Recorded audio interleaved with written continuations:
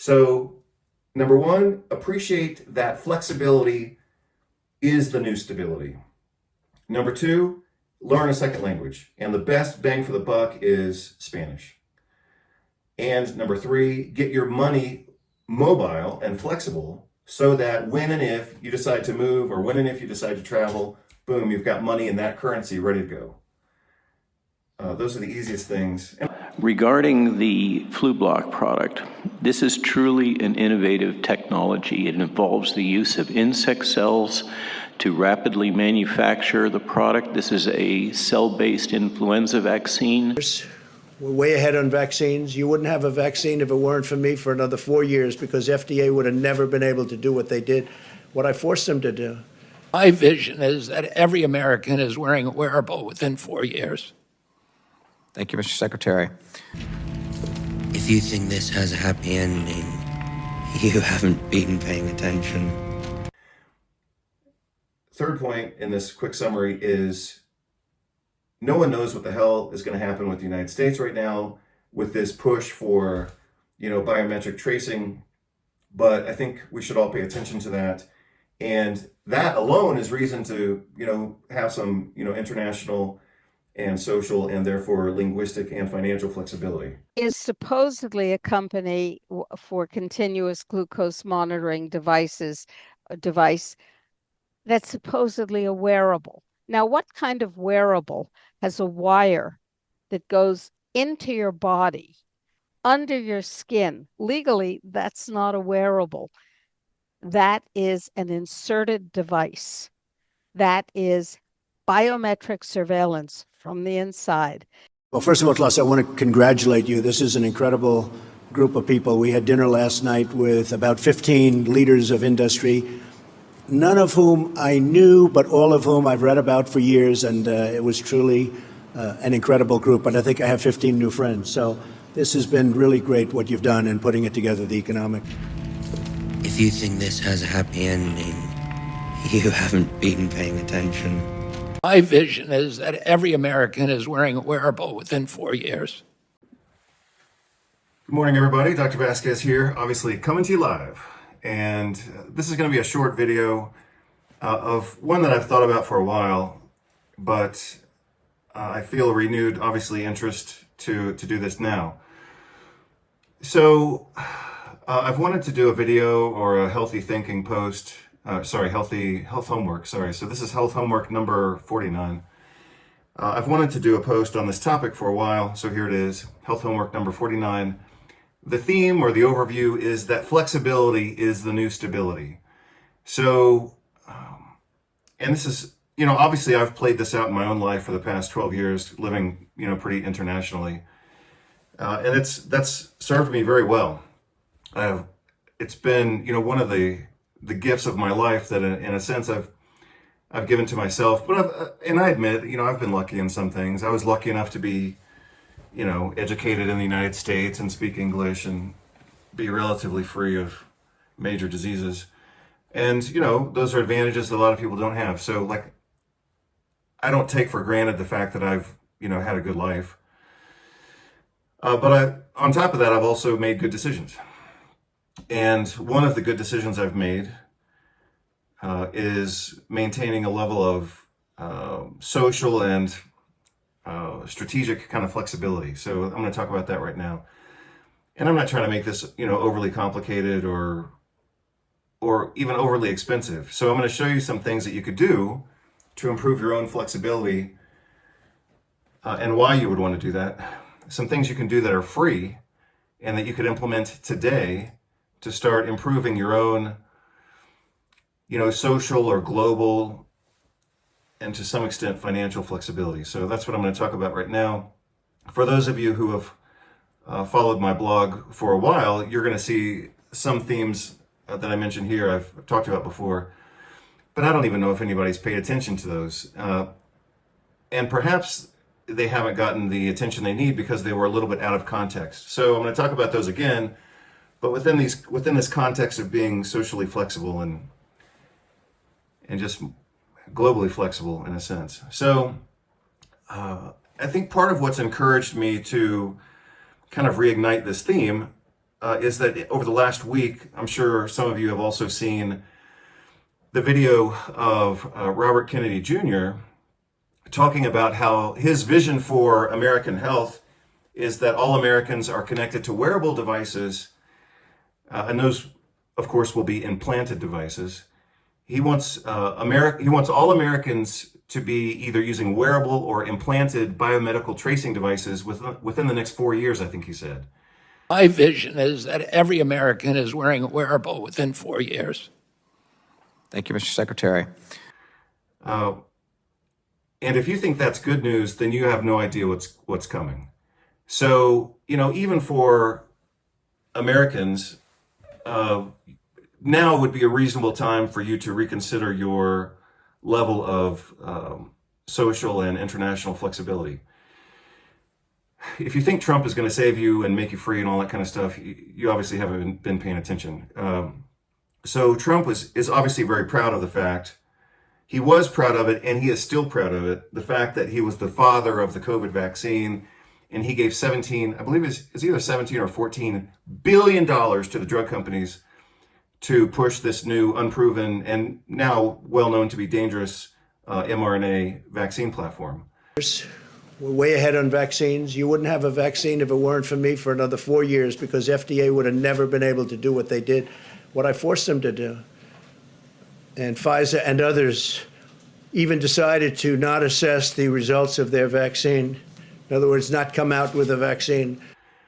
So he has never repented from that, even though the data is, it's so obvious now that it's almost common sense that, the entire COVID pandemic response was a complete failure globally, but even worse in the United States, because in the United States it was much more expensive.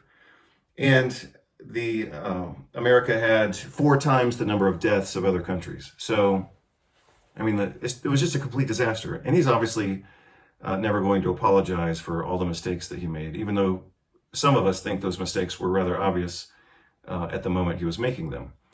So I think a lot of us Americans felt a bit of a chill when Robert Kennedy, who a lot of people thought was going to save the United States from whatever bullshit and make America healthy again and all this kind of stuff.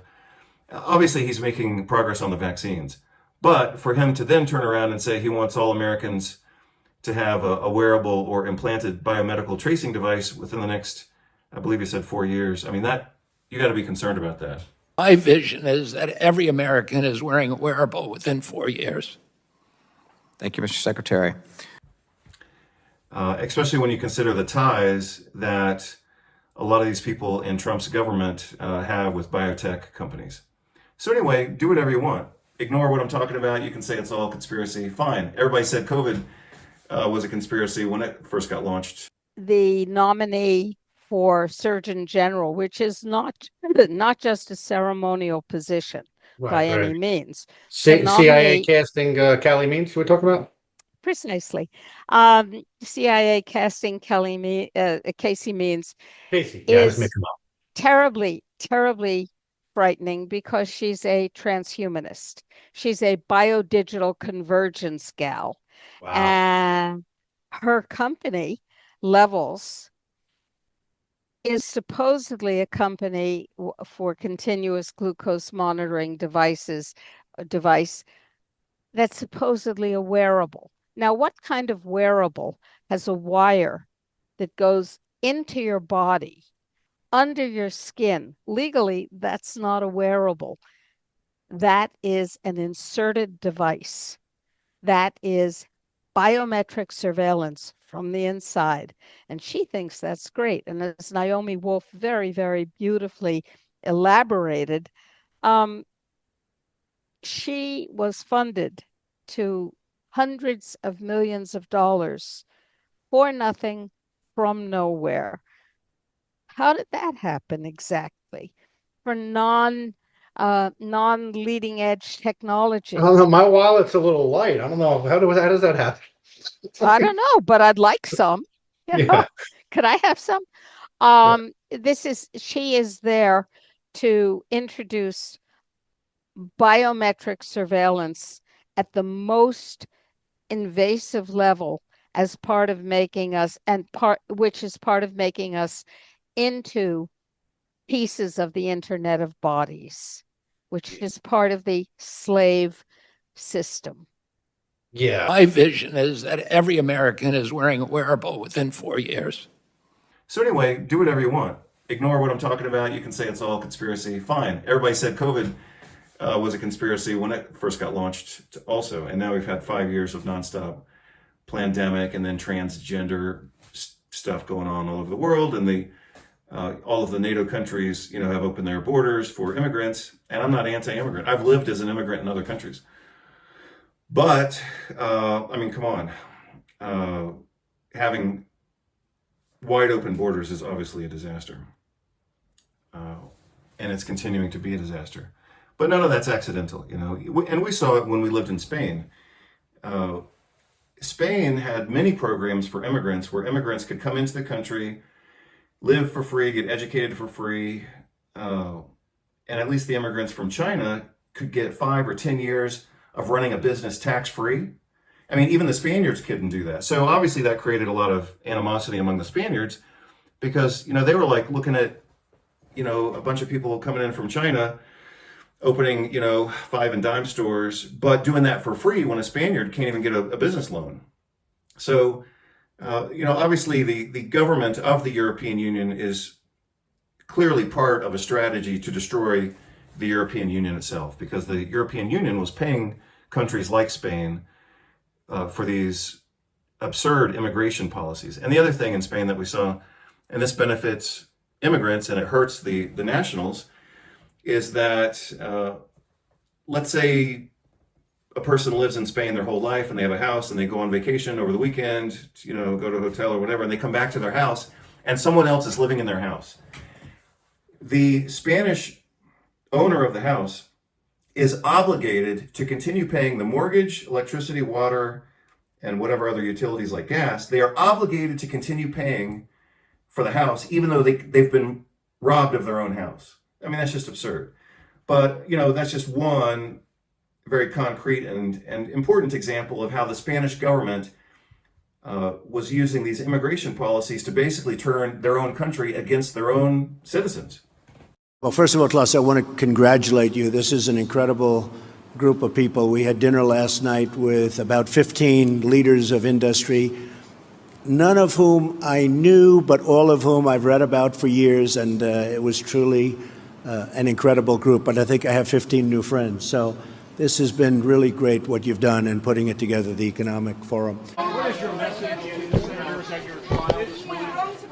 Is your trial now getting underway? Why is it better to be here in Davos than in Washington, D.C.?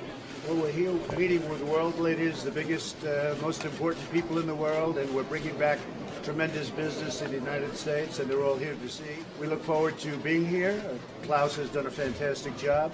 And again, we're meeting with the biggest companies in the world, the biggest businesses in the world, and world leaders, all for the benefit of the United States. We look forward to the meetings. What's your message to the senators at the trial, sir? So anyway, my impression is that basically no country is stable. And for that reason, I like to bounce around when things go to hell. And the other thing is, let me just mention this, because this is also very clear in my mind, and this is obviously from my own experience. In January of 2020, we were living in Spain, and I remember saying to myself that Europe in general and Spain were the best places to live in the world because, Spain has so much history and architecture from medieval to Art Nouveau, and it was just wonderful infrastructure, and the prices were very reasonable. Like, for example, I bought a distressed apartment in Tarragona, Spain, which is about an hour outside of Barcelona. And I paid 29,000 euros for it, and it was a 3-bedroom attic in a bad neighborhood. And bad as in it was a pretty poor neighborhood, a little bit dirty, but it wasn't too bad. And we were 15 minutes from the Mediterranean. So yeah, the neighborhood wasn't that great. And I fixed up the apartment very well because I'm good at carpentry. But you can't buy a 3-bedroom attic apartment anywhere in the United States in a desirable area, like next to the Mediterranean Sea, for 29,000 euros, which would be, at that time, that was about maybe $34,000 or so. Anyway, I mean, Europe was very cheap. The infrastructure is amazing. The architecture is great. A lot of things are very low cost. And so I was thinking, before the pandemic started, that Europe was the greatest and Spain was awesome. And then we got hit with the pandemic, and we couldn't even. We were on quarantine, like home quarantine, for I believe 3 or 4 months. We couldn't leave the house, except for essentials like buying food and things like that. They closed all the parks, they closed all the gyms and things like that. So again, I'm using that as an example to show you that countries can change quickly, and take it or leave it. But my advice to you is to increase your level of flexibility so that wherever you live, if it gets worse, or if they do another pandemic lockdown, that you've got some flexibility. So obviously, English is my first language. And so here's a map of the English-speaking world. And you actually it doesn't give you a lot of options, in my opinion. I personally would never, live in Canada, especially after the changes that have occurred in Canada under Trudeau. Obviously, I've lived most of my life in the United States. But outside of that, you've got a couple of South African countries. I'm not going to live in South Africa. I'm not going to live in Australia or New Zealand because they had horrible lockdowns. And in my opinion, those countries aren't even worth considering anymore. Do what you want. But I would never even visit Australia or New Zealand based on their COVID policies. My family history actually originated on my mom's side from Ireland and then the UK. That's where my second last name or my middle, depending on what country you're in. It's either my second last name or my middle name. But my mother's side of the family, Kennerly, was rumored to have come from Ireland, but also a little bit south of London is a little town called Kennerley, and that seems to be where my most recent English grandparents were from. So, a lot of times, back in the old days and medieval times and even the 1800s, people were named for their cities. And so Kennerley, again, is a little town in Devon outside of London, about 3 hours outside of London. And you can obviously see that Kennerley, which is kind of like saying Kenner Town, could get, Americanized into Kennerley, which is what it is now. So anyway, despite my ancestry in England and Ireland, I would never go back there. I would never live there. I'm not going to live in India. And like I said, I'm never going to go to Africa. So, those are the limits that you have in the English-speaking world. Let me show you the next slide if it advances pretty well. So again, here you've got the US, Canada, the UK, Australia, New Zealand, and you've got secondary English speakers in India and some African countries. And I'm not going to go to India, and I'm not going to go to Africa. So my point is, you've got some options, but you're still pretty limited. Spanish, on the other hand, Spanish actually boasts, so to speak, more native speakers than does English. So if you look at the global population of native speakers outside of India and Pakistan and China, for example, if you look between English and Spanish, I think Spanish has 400 million native speakers, and English has like 300 million native speakers, something like that. So you actually have more variety among first language speakers if you speak Spanish. So here's what you got if you speak English. You've got the US, Canada, Australia, New Zealand, and the UK. And then if we look at Spanish-speaking countries, obviously you've got Mexico. Mexico is huge. And I'm not talking about speaking English or Spanish. I'm talking about, for most of you, adding Spanish to your English. Spain is geographically and architecturally fantastic, and they've got great infrastructure, but I would never go back there again. I hope I never go back there again. If you speak Spanish on top of your English, you have all of the above. Plus you've got Mexico, Belize,